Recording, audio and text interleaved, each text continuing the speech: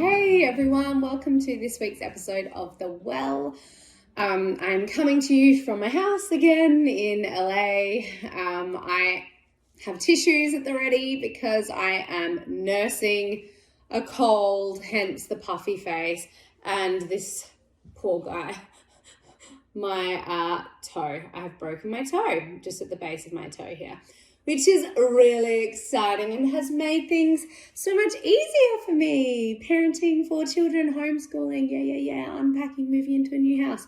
Anyway, that is a good lesson, I have to say. It's been a good lesson because, remember when I talked about that, about not multitasking? Well, I would say that I have not been as successful in my attempts to not multitask recently because I got so close to being moved into the house and I have about 3 or 4 boxes left, and I was like, I'll just get to them later, and I'm going to invite my friends over, I'm going to hang out. I also, we've had guests in town.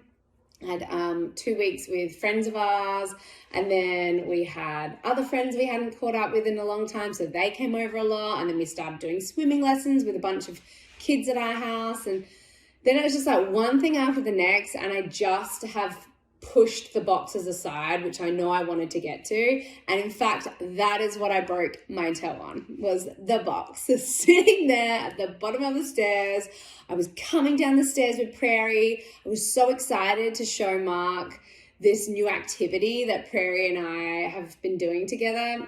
So Mark's been working a lot lately, so I've been having the 4 kids at home and just juggling the homeschooling, diving into like books and reading and spelling with Forrest, and then guitar with Bodhi and piano with Forrest, and Bodhi's doing French, and then he's doing creative writing and mathematics, and then Paula, I've started doing reading eggs with her. So I'm like diving around between all these kids and like trying to teach Bodhi chess, and then I've got the baby on my hip, and I'm still trying to design the house and get it set up and ready because we're going to be renting it out when we're not here.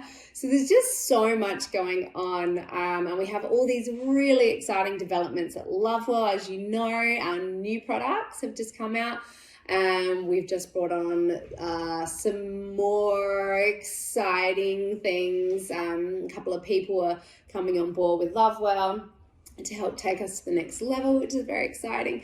But there's a lot of moving pieces. And then with Your Zen Mama, I have a podcast that is starting up. So I've been deep diving into getting that all going, researching the equipment, ordering the equipment, and it just feels non-stop. So I lol at the video about me really trying not to multitask, and I think that's all I've been doing the last 2 weeks. So I'm going to try and give myself some slack, and I will say that breaking my toe and getting sick is just my body giving myself that reminder that I actually have to listen when I feel like I'm burning the rope at both ends, and I do have to slow down. So this has actually forced me to slow down. So in some ways, as much as it sucks and I'm hobbling around, I'm trying to do all the things with the kids, and, you know, we don't have a babysitter at all this week. Last week we had someone, our friend Nellie came for 10 hours last week, and even just the 10 hours I was able to get a lot done. This week we don't have anyone because I just decided to dive into homeschooling, and it's just another example of, right, okay, please say yes to help, and also say no to all the other things making you divert from your to-do list. So lots of good life lessons this week. Hopefully this baby will heal soon. It is the second time I've broken this toe in 14 months.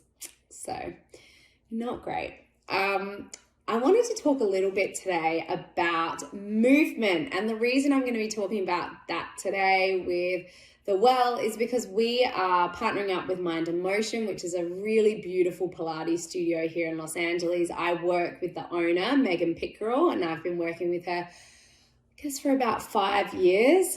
We met about 5 years ago, and I just loved her way, and the way she partners Pilates with self-work and really taking a look at all the things coming up when you're moving your body. And it can be quite emotional. And I know Pilates, so much of it is building a strong core, and we hold a lot of our emotions in our stomachs and in that area here.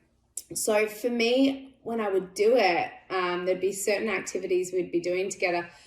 I'd feel overwhelmed with feelings, and she is someone who will come and like sit with you, and we'll unpack stuff together, and we do a lot of meditation. And it's not only is it body work, it's soul work. And I love that those things are partnered. It's something that I really believe in, the connection between soul and body. And so she so beautifully nurtures both aspects.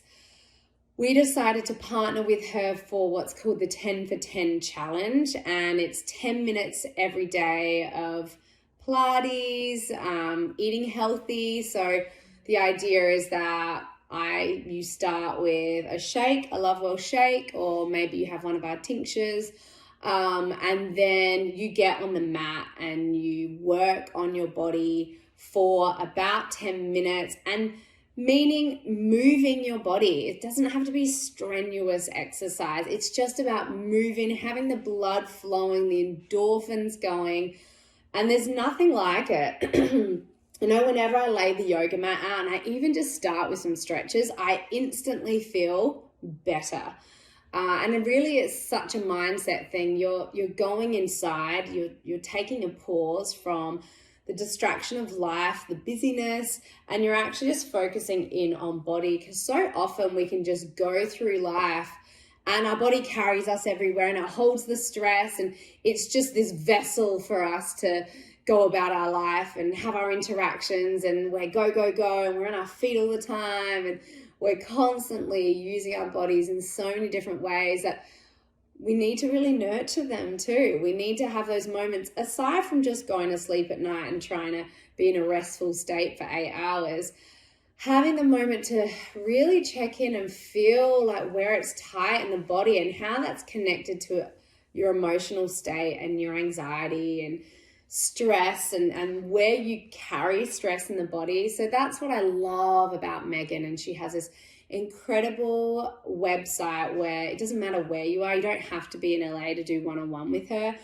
She has this website where you can sign up and you can do all her courses, and there's even prenatal stuff, there's postnatal stuff, there's so many amazing different exercises. So I just adore her, and we thought that the Lovewell Mind and Motion collaboration felt like a really organic one and a positive one. So we've come up with this idea, 10 minutes for 10 days.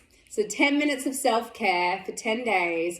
And we really hope that this daily ritual can be sustainable, that it lives on from just this challenge. It can continue to be a part of your life in however you can fit it in. But 10 minutes is really nothing. And it is all it takes to just have that reset in the middle of the day, or at the beginning of the day, or right before you go to bed, just finding that space to just be there with yourself and your body, breathing, meditating, and just rejuvenating in that way. So please sign up, please join us, because it's free. And every day you'll get a new Pilates workout in your email inbox. You'll also get a new recipe from Lovewell for every day of the 10-day challenge. So I'm really excited. I feel like I need to kick my butt into gear, and it'd be really nice to do it with all of you and know that we're doing it together, and we have a hashtag so we can check in on each other and see how we're feeling. Maybe we can talk about how we felt before we started the challenge and then how we felt after the challenge. Really looking forward to it. And then that just leads me into what my relationship is with movement and how that shows up in my life. So I have talked about this before. I used to be really, really hell-bent on going to the gym, and I would slog it out 6 days a week. I only let myself have 1 day off the gym one day a week. And it was usually a Sunday. And I would go to the gym for about an hour to an hour and a half. I was at this place in Los Angeles called Crunch. and I would start the gym session doing interval sprints on the treadmill. So I would put the incline up to 15%. I would walk very fast for a minute, then flatten down for a minute. And then I would sprint as fast as I could for a minute, then flatten down for a minute or slow it right down for a minute and walk.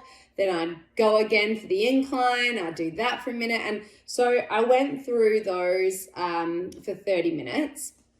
So I'd do that for 30 minutes and then I'd do a bit of a cool down and then I'd move on to doing weights. So I would do circuit training, but it was really about spiking the heart rate and then bringing it back down again. I will say I've never been in better shape than when I was doing that. But I had a really unhealthy obsession with going to the gym, and then that bled into my food choices. And that is what I've also talked about in the past, about all the ways in which I was over controlling so many aspects of my life, including my relationship with exercise and my relationship with food. I was much too heady surrounding both of these things. So then I went the opposite and I was like, I'm not working out. I'm never working out again. I don't want to work out. And then my body started feeling heavy and sore and stuck, and I felt really unfit going upstairs. I felt unfit. So then I swung back to somewhere where I like to think it's quite a healthy place, which is just meeting the needs of my body when the needs arise. Sometimes, like right now, in the current state I'm in, I do not feel like I have the room to do more than stretching or a little bit of a workout once a day, maybe once every other day. And really the maximum workout I'm doing currently is about 20 minutes. That's because I'm homeschooling, I'm at home on my own with 4 children, and I'm unpacking the house and setting up my podcast with Your Zen Mama. And I'm also, doing all these new and exciting things with Lovewell. So there's just a lot of moving pieces. I'm prepping for a new job that I just got, which is really exciting. It shoots in Melbourne.